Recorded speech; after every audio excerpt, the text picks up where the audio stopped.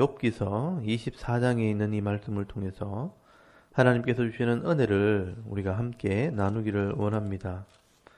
욥기서 24장에도 욥기서 23장에 이어서 엘리바스의 말에 대한 욥의 변론이 기록이 되어 있습니다. 오늘 본문을 이렇게 대충 보면 그 내용의 의미를 파악하기가 쉽지 않습니다.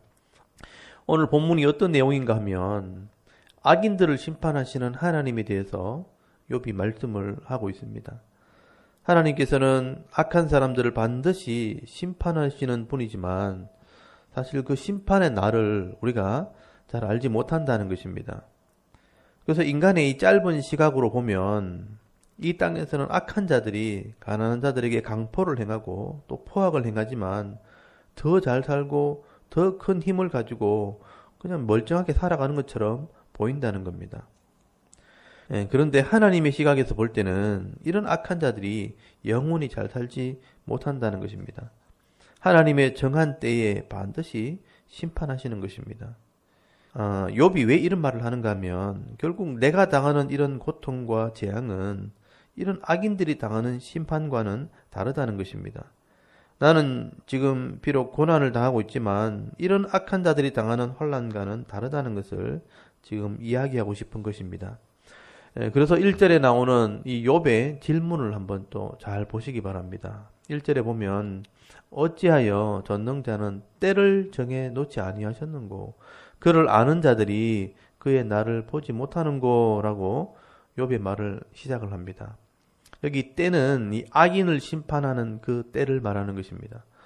그래서 이 말을 조금 쉽게 말하면 하나님께서 악한 자를 심판하시는 때를 분명히 정해 놓으셨을 텐데 그러나 하나님을 아는 자들도 그 악인의 심판하는 때를 알 수가 없다는 것입니다.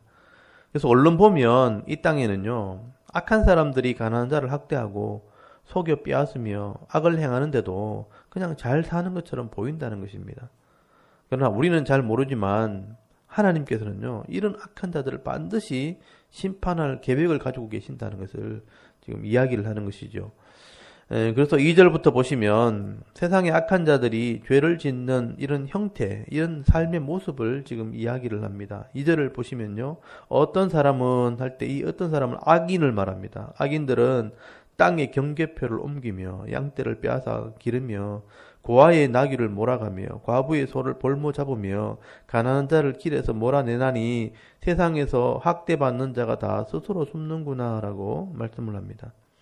여러분 악한 자들은요 세상에서 특별히 약한 자들, 이 특별히 고아나 과부와 이런 가난한 자들의 것을 속여서 빼앗고 학대를 하고 쫓아낸다는 겁니다.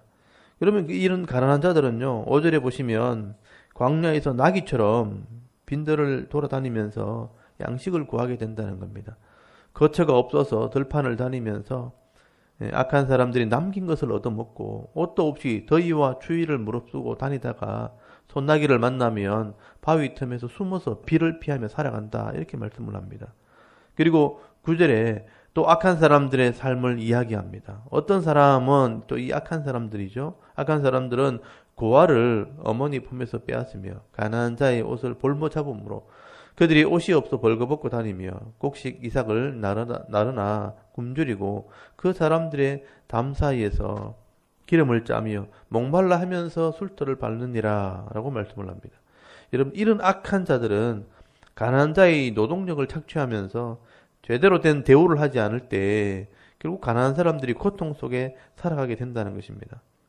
그래서 12절에도 보시면 성중에 죽어가는 사람들이 신음하며 상한 자가 부르짖으나 하나님이 그들의 참상을 보지 아니하시느니라 라고 말씀을 합니다. 이런 악한 자들이 악을 행하면서 형통하고 또 가난한 자들이 하나님께 호소를 해도 하나님께서는 심판하지도 않고 또 가난한 자들의 편을 들어주지도 않는 것처럼 보인다는 것입니다. 이것이 오늘 우리들이 살아가고 있는 이런 현실에서 일어나는 일들입니다. 그것뿐 아닙니다. 13절에 보시면요. 또 광명을 배반하는 사람들, 그러니까 어둠을 좋아하는 사람들, 즉 죄를 짓는 사람들을 말합니다. 이렇게 죄를 짓는 사람들은 빛의 길을 싫어하고 그 길에서 머물지 않습니다. 바르게 살지 않는다는 뜻입니다. 14절에도 사람을 죽이는 자들이 낮에는요 가난한 자들을 죽이고 밤에는 도둑질을 한다고 말씀합니다. 15절에도 간음하는 자들은요, 어두워지기를 기다렸다가 변장을 하고 음란한 죄를 짓는다는 것입니다. 16절에도 어둠을 틈타 집을 뚫는 자, 이 도둑질하는 자들은요, 낮에는 숨어 있다가 밤에 도둑질을 하기 때문에 낮을 싫어한다라고 말씀을 합니다. 이렇게 세상에는 악을 행하면서 살아가는 사람들이 많이 있다는 것입니다. 빛된 삶, 이 바른 삶을 싫어하고 또 가난한 자들을 학대하고 죽이고 음란한 삶을 살고 도둑질하는 삶을 살아가는 사람들이 가득하다는 것입니다. 여러분, 지금도 뉴스를 틀면 매일같이 나오는 이런 소리를 들어보면 이런 이야기들이 나오고 있다는 것입니다. 돈 때문에 사람을 끔찍하게 죽이고 또 불륜과 음란과 남의 것을 빼앗고 훔치는 사람들이 끊이지 않고 나옵니다. 그때도 그랬다는 것입니다. 그런데 하나님께서는 이런 사람들을 찾아내서 다 심판하지 않고 그냥 내버려 두신다는 것입니다. 그런데 욥은 이런 삶을 살지도 않았는데 지금 고난을 당하고 환난을 당하고 있다는 것입니다.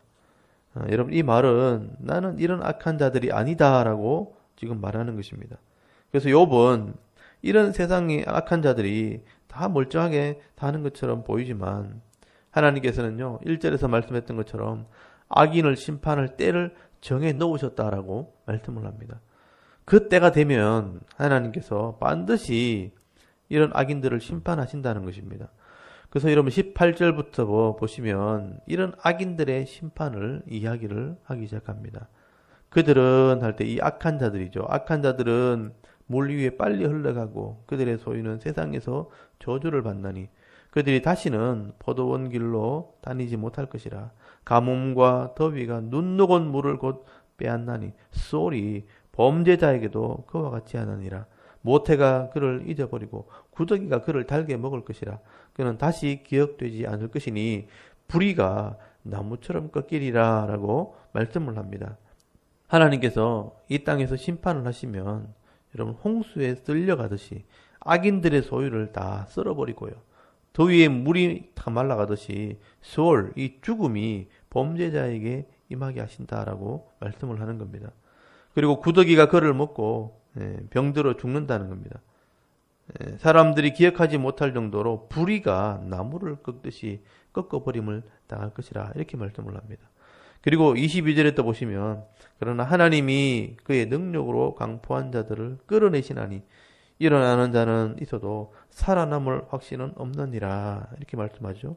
하나님께서 능력으로 일어나셔서 강포한 자들, 이 땅에서 악을 행하면서 부자된 사람들을 심판하시면 살아남는 자가 없을 것이라 라고 말씀을 하는 겁니다.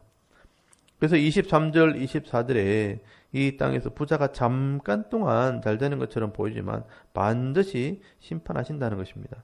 하나님은 그의 평안을 주시며 지탱해 주시는 것 같지만 그들의 길을 살피시도다. 그들은 잠깐 동안 높아졌다가 천대를 받을 것이며 잘려 모아진 곡식 이삭처럼 되리라 라고 말씀을 합니다. 이렇게 하나님께서는요, 악인들을 심판하신다는 겁니다. 그리고 그냥 두지 않을 것이라고 욥이 지금 확신을 하고 있지만 욥의 말대로 하나님께서 하지 않으셔도 이 욥의 말이 틀렸다고 말하지는 못할 것이라 그렇게 말씀을 하는 것입니다. 욥은 욥의 친구들이 계속해서 말하는 것처럼 의인은 형통하고 악인은 고난을 당한다. 이런 원리를 가지고 욥이 악인이라고 정죄했기 때문에 하나님께서 하시는 일은 그렇게 단순하지 않다는 것을 지금 욥이 말씀을 하고 있는 겁니다. 하나님께서는 결국은 악인을 심판하시지만 지금 현실 속에서는요, 그 심판의 때를 우리가 알 수 없다는 것입니다. 그래서 우리가 볼 때 악한 자들이 활개를 치고 다니고 가난한 자를 학대하는 모습을 지금 눈으로 보게 되는 것입니다.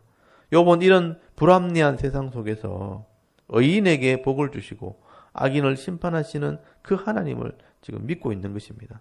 이 말은 결국 욥은 친구들이 생각하는 그런 악인이 절대로 아니라는 것입니다. 하나님께서 주시는 고난을 견디면서 의인의 간구를 들으시고 악인을 심판하시는 하나님을 믿는 그 믿음 있는 의인이라는 것을 지금 증거하고 있는 것입니다.